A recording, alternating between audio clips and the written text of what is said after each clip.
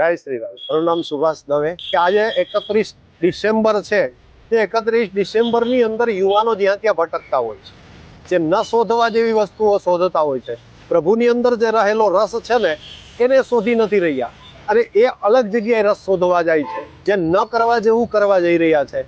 તો અમારો હેતુ એક જ છે કે બધા યુવાનો એક જાગૃત થાય, કે જે દિવસે જે આપણો તહેવાર નથી એની અંદર આપણે શું કરવાનું, પાશ્ચાત્ય સંસ્કૃતિની અંદર ડૂબકી મારવા જઈએ.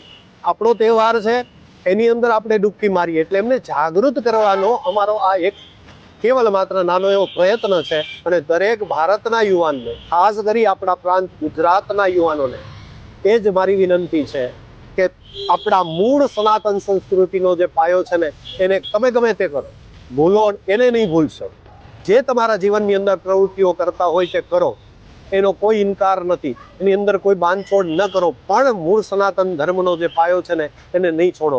જે આપણું નથી એને નહીં અપનાવો, જે આપણું છે ને એને જીવનમાં ક્યારેય ભૂલશો નહીં તો દુઃખી નહીં થાવ. અને આ ભજન કીર્તન તો મસ્ત આયોજન કર્યું છે, એ કેટલા વાગ્યા સુધી હાલવાનું?